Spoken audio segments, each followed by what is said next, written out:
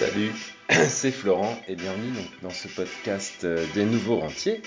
Ça fait longtemps que j'en ai pas fait, tout simplement parce que aujourd'hui je passe beaucoup de temps à accompagner les personnes qui ont choisi de rejoindre notamment tous mes programmes d'accompagnement en bourse. Donc si tu veux en savoir plus, tu auras les liens qu'il faut dans la description. Mais c'est vrai que du coup ça prend pas mal de temps et j'avais pas pris le temps d'enregistrer un nouveau podcast depuis un moment. Donc on se retrouve aujourd'hui pour un nouveau podcast et ça me fait bien plaisir parce qu'aujourd'hui je vais te parler d'un truc qui peut vraiment littéralement changer ta vie, notamment si tu es dans l'entrepreneuriat ou même si tu es dans le salariat. Donc écoute bien tout ce podcast, c'est comme le fruit d'un an de méthode, d'efficacité, etc. Donc reste bien accroché pour ce podcast, tu vas avoir un petit peu le fruit de cette réflexion. Et crois-moi, je prends plein de formations et je suis plein de méthodes différentes. Donc c'est vraiment l'aboutissement d'une réflexion et c'est pas un truc de fou, hein, mais ça peut changer déjà ton quotidien.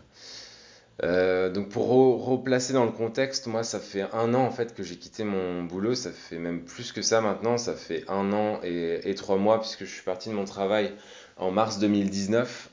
Donc ça fait un an que je bosse de chez moi, entre guillemets, parce que finalement j'ai beaucoup profité aussi. Et je trouve, ça fait vraiment que quelques mois là que je prends mes marques, parce que c'est pas si facile que ça, honnêtement, de quitter le salariat et le fait que finalement dans le salariat on va te donner du travail à faire tous les jours, où tu vas en avoir malgré toi parce que tu as des clients, tu as des gens à satisfaire au quotidien. Mais quand tu es tout seul devant ton PC chez toi ou même en coworking, ben c'est pas la même chose, c'est toi qui te fournis ton propre travail. Et j'ai quand même mis, je pense, au moins un an à trouver un peu mon rythme par rapport à tout ça. Et donc je voulais te partager une méthode que j'ai mise en place récemment et qui a vraiment tout changé, en tout cas mon écosystème autour de tout ça, du travail que je dois fournir au quotidien si je veux arriver à atteindre mes objectifs. Donc je trouve que c'est vraiment assez dur d'avoir une discipline, surtout quand on travaille de chez soi, parce que on a les enfants peut-être potentiellement. Moi j'ai la guitare, j'ai le jardin, j'ai les jeux vidéo, j'ai le fait de prendre son temps pour faire la cuisine, de lire, enfin voilà, tellement de choses. Et donc si tu as une petite surface sans bureau et que tu as aussi ton ou ta binôme de vie, ou tu as tes enfants, ça va être compliqué.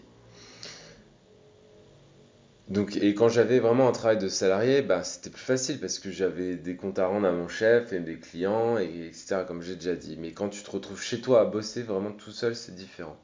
Donc le chef chez toi, les clients se permettent moins de choses que dans l'industrie où je travaillais. Donc l'avantage c'est que si j'ai envie de rien faire de la journée, ça va rien changer sur le court terme. Par contre sur le long terme, ça va changer des choses parce que j'aurai pas avancé faire mes objectifs. Même 1 heure ou 2 heures de travail par jour, ça peut complètement changer ta vie sur le long terme et c'est vraiment ça que tu te rendes compte. Il y a plein de bouquins qui parlent de ça. Je pense au Compound Effect, c'est les intérêts composés. Je ne sais plus qui a écrit ça, mais c'est un bouquin qui traite de ça. Moi, je te donne aujourd'hui ma version de ce Compound Effect. Donc, mon objectif, en fait, si tu veux, en ce moment, c'est d'aider un maximum de personnes à reprendre en main leur avenir financier et notamment à investir en bourse sur le long terme. Comme je t'ai dit au début du podcast, ça me prend quand même pas mal de temps aujourd'hui. Parce que la bourse, c'est pareil, c'est du long terme. 50 euros pour moi de côté, ça va pas changer grand-chose sur le court terme dans tes finances. Par contre, sur 20 ou 30 ans, ça fait quelques dizaines, voire quelques centaines de milliers d'euros en plus sur ton portefeuille. Donc il ne faut pas négliger cet aspect long terme. Donc je vais te donner ma méthode pour l'aspect productivité. Et pour l'aspect bourse, tu as tout ce qu'il faut, comme je t'ai dit dans la description de ce podcast. Et c'est vraiment tellement simple que tu vas même pas me croire et tu vas sûrement pas le faire. Donc si tu es sceptique, je t'invite juste à le faire pendant une semaine ou 2 semaines, ça pourrait vraiment changer ta productivité. Alors c'est quoi ce fameux truc? C'est que je me suis fait un agenda. Et alors là, tu vas te marrer parce que tu te dis, mais Florent, un agenda, ok, super, tout le monde a des agendas. Donc merci, au revoir. Mais sauf que c'est un agenda vraiment un peu spécial. Cet agenda, en fait, il est en phase complètement avec mes objectifs de vie, que ça soit pro ou perso. Euh, Tu peux aller écouter d'ailleurs le premier podcast des nouveaux rentiers. Je parle des objectifs annuels et des objectifs pro et perso. Et en fait, ça veut dire que si je suis mon agenda un peu spécial, je vais suivre des tâches qui sont en phase avec mes objectifs de vie pro et perso. Donc en fait, ça veut dire que sur le long terme, je vais réaliser mes objectifs, forcément, parce que tous les jours, je vais mettre des actions qui sont en rapport avec ces objectifs. Et en plus de ça, le double bonus, c'est que rien rend plus heureux que d'avancer tous les jours vers tes objectifs de vie. Et si tu ne me crois pas vraiment, essaie, parce que moi ça a tout changé et il ne faut pas attendre d'avoir de l'argent pour être heureux. Qu'on ait 10 000 euros qui tombent par mois ou 1500, clairement, si tu n'es pas heureux, c'est pas l'argent qui va te rendre heureux. Il y a d'autres moyens qui sont beaucoup plus simples et qui coûtent beaucoup moins d'argent pour être un minimum heureux dans sa vie. Donc en fait, ce que j'ai fait, c'est que j'ai mis des créneaux dans la journée qui correspondent exactement à mes objectifs long terme. Donc ça rejoint vraiment le premier podcast des nouveaux rentiers parce que c'est vraiment hyper important de te définir des objectifs annuels, pro et personnels. Et si tu l'as pas encore fait, il n'est pas trop tard, même pour 2020, parce qu'il te reste encore la moitié de l'année pour atteindre peut-être des objectifs qui seraient revus à la baisse, mais au moins la moitié de tes objectifs que tu t'es dédié au début de l'année. Euh, donc si c'est pas encore fait, fais-le. Parce que c'est vraiment la priorité numéro un. Limite, si tu veux commencer ton agenda, bah, tu te mets 2 heures ou 1 heure même, ou 2 fois 1 heure dans ton nouvel agenda pour écrire tes objectifs de l'année. Euh, pour que tu comprennes un peu mieux tout ce principe-là, je vais te partager mon agenda personnalisé. Donc moi, il faut savoir que je suis un lève tard, donc je commence pas à bosser en général avant 9 heures. Euh, à 9 heures, qu'est-ce que je fais? Je fais du trading pendant une demi-heure. Parce que moi, je veux aussi devenir un trader rentable sur le long terme. Donc je trade un peu tous les jours en virtuel, hein, tant que je ne serai pas rentable en virtuel, je ne passerai pas au réel. Mais sur l'aspect trading, je fais ça. Donc j'ai 3 créneaux d'une demi-heure par jour. Entre 9h30 et midi, je vais être principalement sur la création de contenu sur Internet. Donc soit je fais ce podcast, soit j'écris un mail pour le club privé des nouveaux rentiers, soit je fais une publication Insta, une vidéo sur YouTube. En fait, l'objectif derrière tout ça, c'est d'impacter de plus en plus de personnes. Et pour que tu m'écoutes aujourd'hui, il faut que je fasse des nouveaux podcasts, tout simplement. Ça fait partie d'un objectif qui est important pour moi. En général, entre midi et 14 heures, je me fais à manger, je regarde des vidéos stylées et qui m'inspirent sur le business ou sur des domaines dont j'ai envie d'apprendre des choses. Ce que je veux dire, c'est que je passe pas mon midi à regarder BFM Business ou BFM TV euh, parce que en fait, tu perds ton temps.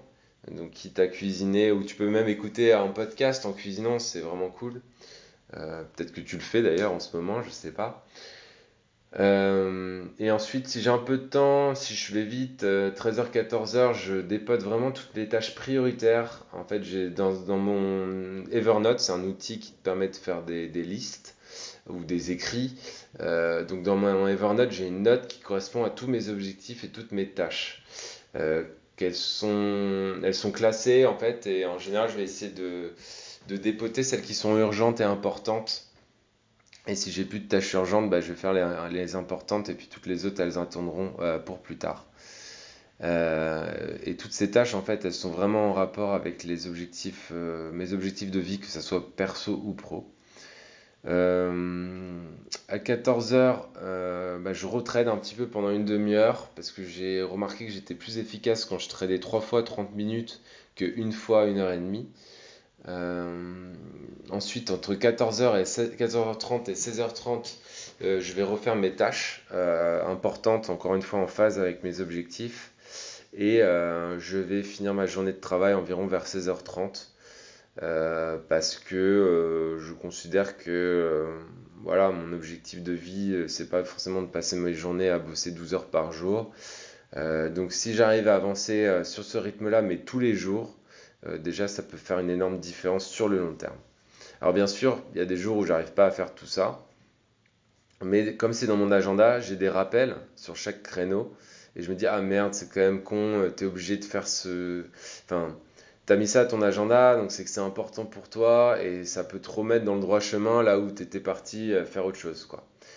D'autant plus que maintenant aussi, quand je reprends des rendez-vous, bah, je l'essaye de les mettre au créneau qui correspondent à cette tâche de rendez-vous.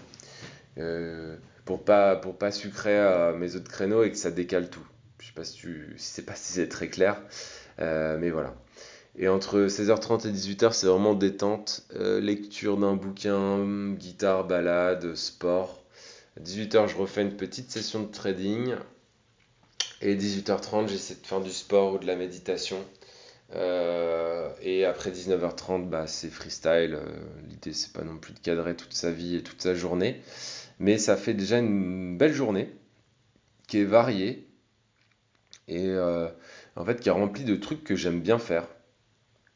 Donc en fait, je fais que des trucs que j'ai envie de faire. Donc c'est qu'un exemple, c'est très personnel, mais je pense que tu as compris le principe.